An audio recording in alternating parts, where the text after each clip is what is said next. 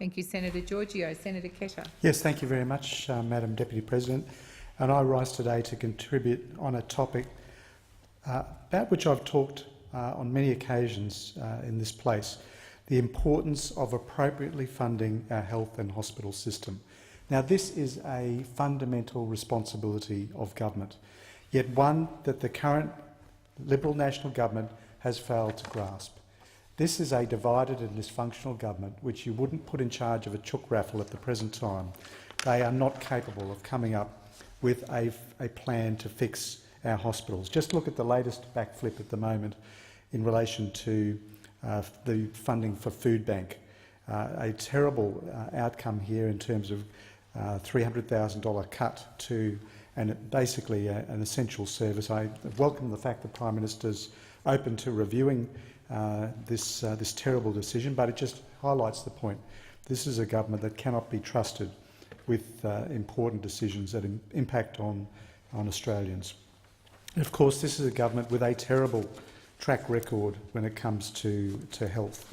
As I say, I've spoken about these matters before, but we know that under the previous Prime Minister, who implemented a GP tax, Australians are now paying $4 more out of their own pocket every time they go to the doctor.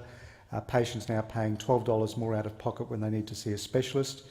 And there are other cruel cuts to the health budget. Other speakers have spoken about the $715 million ripped out of hospitals around the country. From my own state, that's $160 million taken out of Queensland hospitals, the equivalent of slashing the jobs of 1,435 nurses in our state. Brisbane's dedicated children's hospital, the Queensland Children's Hospital, has suffered a $6.5 million cut. The Metro North Health District has lost $32 million under the Liberal Nationals, and let's see where that's coming from. $14.3 million from the Royal Brisbane and Women's Hospital, $7.7 million from the Prince Charles Hospital at Chermside, $2.9 million from the Caboolture Hospital, and we learnt during the Longman by-election just how strongly locals felt about that. And for the Redcliffe Hospital in the seat of Petrie, $4.2 million funding cut, the equivalent of 37 less nurses working at the Redcliffe Hospital.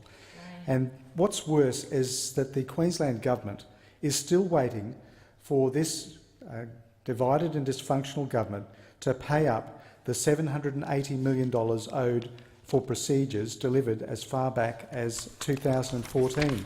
Now, this is an absolute disgrace that under the previous Prime Minister, the federal government spent 51 weeks arguing over what was undisputed funding, withholding payment from Queensland hospitals for procedures already delivered going back to 2014. And as I've indicated, there is still funding missing. The Queensland hospitals are still owed the $780 million for the 2016-17 and 2017-18 financial years. And this funding, as I say, is for operations and procedures performed as far back as 2016 in this case. So this is an absolutely, this is a travesty, and a government that doesn't even want to meet its commitments for procedures already delivered. And I'm going to be concentrating, Madam Deputy President, on the issue of MRI licence a bit later on, but I think it's worthwhile just noting at this point that in contrast to the government, Labor has a proud record when it comes to MRI licences. We granted 238 of them when we were last in government. This government has only delivered 5 in the last 5 years, so that's an indictment of their record. I also want to just highlight some of the other features here. The plan to rip even more money from public hospitals that's coming from Mr Morrison.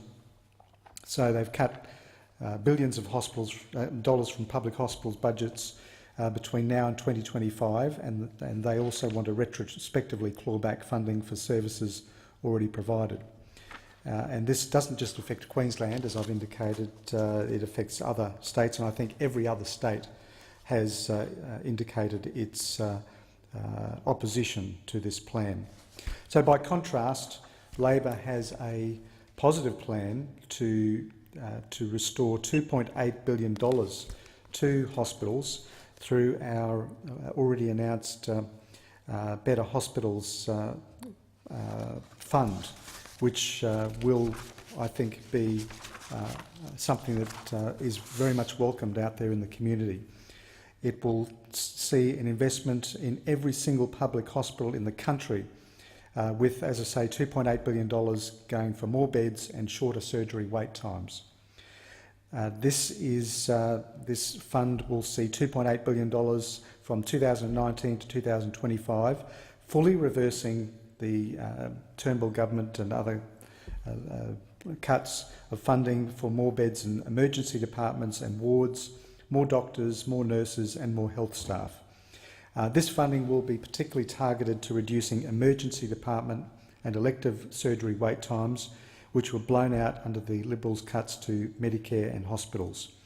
So we know that right now we're seeing the national average wait time for elective surgery is the longest on record.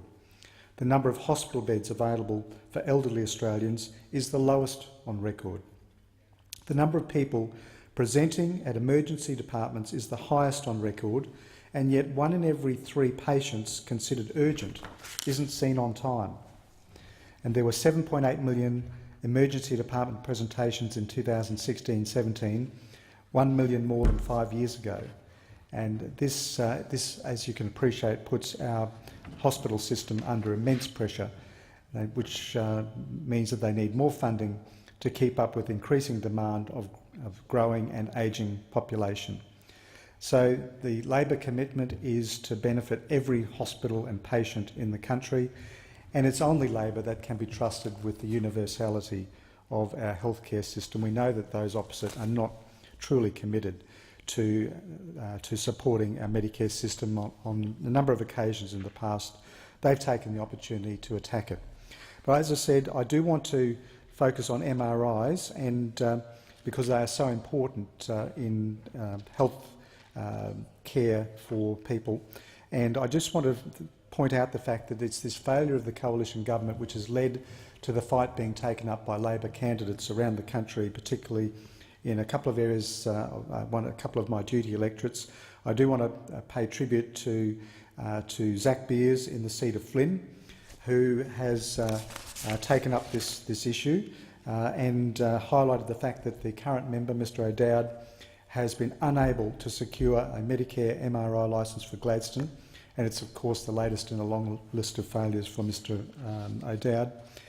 Despite clear evidence that Gladstone needs a MRI licence, including what was a bipartisan Senate inquiry that recognised this region as an area of shortage, Gladstone was snubbed in the Liberals' announcement of new licences some time ago, a couple of months ago. So other areas did receive MRI licences. But as Treasurer, Mr Morrison cut $1 million from the Gladstone Hospital and over $6 million from Central Queensland hospitals between 2017 and 2020. In contrast, and I want to pay tribute to Mr Beers here, he's been able to get a commitment from a future Shorten Labor government to deliver an MRI licence for Gladstone and more than reverse the Liberals' cuts to the Gladstone Hospital as part of our $2.8 billion Better Hospitals Fund that I've talked about.